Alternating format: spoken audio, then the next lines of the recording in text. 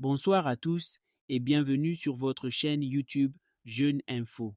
Aujourd'hui, nous allons parler avec le cœur, parler d'un peuple qui souffre, parler d'une terre qui pleure, parler de Bandiagara, du pays d'Ogon et de tous ces villages du centre du Mali qui vivent depuis des années dans la peur, les attaques et le deuil. Ces derniers jours, une vidéo de deux jeunes du centre du Mali a profondément bouleversé de nombreuses personnes. Dans leurs paroles, il n'y avait pas de politique. Il y avait simplement la douleur d'un peuple abandonné à la peur, une douleur qui traverse l'écran, une douleur qui rappelle que derrière chaque chiffre annoncé dans les communiqués, il y a des familles détruites, des enfants traumatisés et des villages entiers qui essaient simplement de survivre.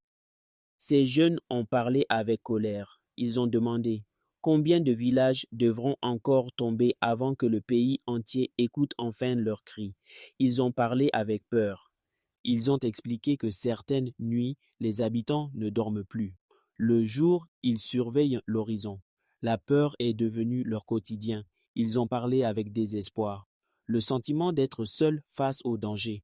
Le sentiment que la protection tarde parfois à arriver. Mais malgré tout cela, ils ont aussi parlé avec courage. Le courage de ceux qui refusent de disparaître. Le courage de ceux qui veulent continuer à vivre sur leur terre malgré les menaces. Et quand le Dogon pleure, c'est tout le Mali qui doit ressentir cette douleur. Parce que le Mali ne peut pas avancer si une partie de son peuple vit dans la peur permanente.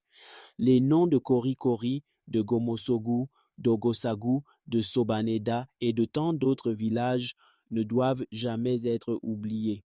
Ce sont des blessures ouvertes dans la mémoire nationale. Des familles ont perdu des proches.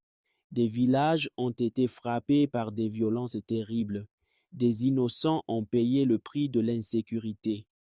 Aujourd'hui encore, beaucoup de populations du centre demandent simplement une chose, vivre en paix. Il est important de rappeler que les forces armées maliennes poursuivent leurs opérations dans plusieurs régions du pays pour lutter contre les groupes armés terroristes et protéger les populations. Des soldats tombent également pour défendre la nation. Mais les défis restent immenses, surtout dans certaines zones rurales difficiles d'accès où les populations continuent de subir les conséquences de l'insécurité. Face à cette situation, beaucoup de Maliens appellent à davantage d'unité nationale, parce qu'aucune région ne doit être oubliée. Quand Bandiagara souffre, c'est le Mali qui souffre. Quand le centre brûle, le nord, le sud et l'ouest doivent se sentir concernés.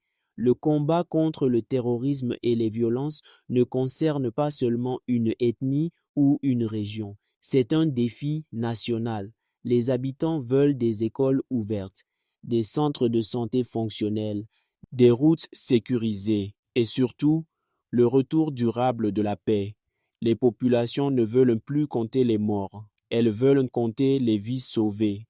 Aujourd'hui, beaucoup de voix demandent que les souffrances des civils soient davantage entendues et que les réponses sécuritaires soient renforcées afin de protéger les villages exposés aux attaques. Dans cette épreuve, l'unité reste essentielle. Le Mali est un seul peuple, un seul drapeau, une seule nation. À tous ceux qui souffrent dans les zones touchées par l'insécurité, ce message est aussi un message de solidarité. Vous n'êtes pas oubliés, votre douleur est entendue, votre courage force le respect, et malgré les difficultés, beaucoup continuent d'espérer un avenir meilleur pour le Mali. Un Mali réconcilié, un Mali en paix, un Mali où chaque enfant pourra grandir sans peur. Que les victimes reposent en paix. Que Dieu protège le Mali et toutes ses populations. Merci d'avoir suivi cette vidéo sur votre chaîne Jeune Info. N'oubliez pas de vous abonner, de liker et de partager afin de soutenir la chaîne et donner de la visibilité à ces réalités souvent oubliées.